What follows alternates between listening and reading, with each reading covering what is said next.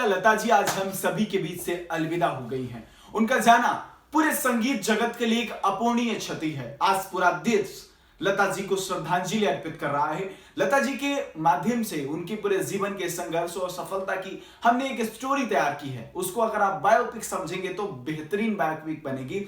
उनके बारे में हम आपको कुछ बताने की कोशिश करेंगे, क्योंकि दीनानाथ और श्यामती मंगेशकर के घर पर पहली बेटी पैदा हुई। नाम रखा गया हेमा।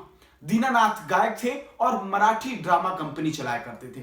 नाटक भावबंधन में लतिका नाम के किरदार से दीनानाथ इतने प्रभावित हुए कि बेटी का नाम बदलकर लता रख दिया।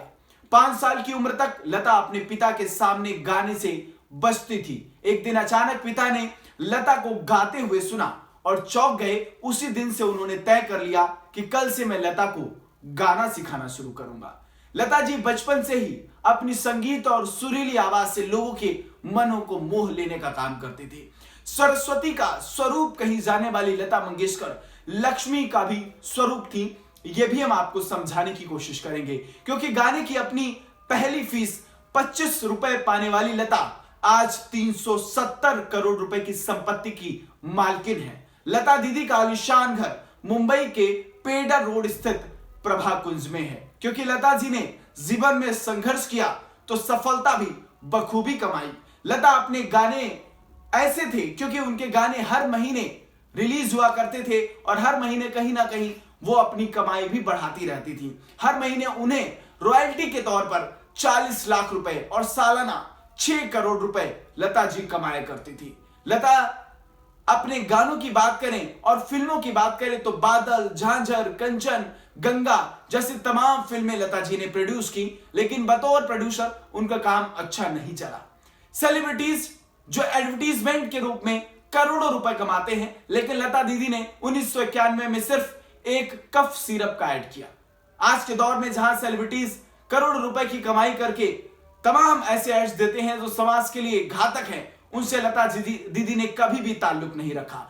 स्वर कोकिला लता मंगेशकर के बारे में कहा जाता है कि जब वह 33 साल की थी तब किसी ने उन्हें जहर देकर मारने की कोशिश की थी।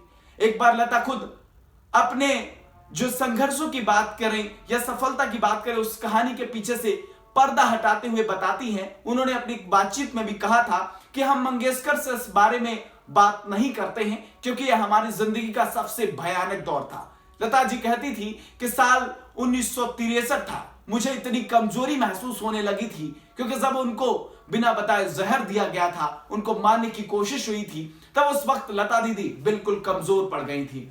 वो लगातार 3 महीने बेड रेस्ट पर रही और अपनी जिंदगी के उस संघर्षमय दौर में जीने और मरने के दौर में थी। 3 महीने तक बेड पर रही लता जी, लगातार इलाज ले रही थी, लेकिन उनको फायदा नहीं हो रहा था। 3 महीने के बाद जब उनको पता चला कि उनको धीमा जहर दिया गया है, डॉक्टर्स का ट्रीटमेंट हुआ और उसके बाद उन्होंने दृढ़ संकल्प किया कि अब फिर से उन्हें तैयार होना है और जो तैयारी जो संगीत के क्षेत्र में वो उतर रही हैं, फिर से उन्हें उसी मुकाम पर पहुंचना है। 1 महीने के बाद लता जी ठीक हुई और फिर से वो गाने के लिए स्टूडियो पहुंची तो लता जी ने पहले ही गाने में जो है धमाल मचा दिया। और उनका पहला गाना अगर हम बात करें तो पहले गाने ने ही फिल्म फेयर अवार्ड पाया। जब लता दीदी 51 से 75 साल के दौर में थी, तब उनकी अगर हम बात करें तो 51 साल की ही एज में उनको 70 से ज्यादा अवार्ड मिल चुके थे। साल 2001 में उन्हें केंद्र सरकार ने भारत रत्न से नवाजा। आखिरी बार उन्हें 2 साल पहले TRA की मोस्ट डिजायर्ड अवार्ड से सम्मानित किया गया था। भारत में ऐसे लोग हुए हैं जिन्होंने शून्य से शिखर तक पहुंचे हैं और अपनी सफलता का परचम लहराया है। आज लता दीदी हम सभी के बीच नहीं है, लेकिन उनको पूरा भारत अपनी श्रद्धांजलि अर्पित कर रहा है। नेशंस लाइव की तरफ से भी लता जी को भावपूर्ण श्रद्धांजलि। हम भी कोशिश करते हैं कि ऐसे गीतकार जिन्होंने भारत का नाम पूरे विश्व में रोशन किया है, उनको शत शत नमन और वंदन करते हैं। बहुत बहुत धन्यवाद।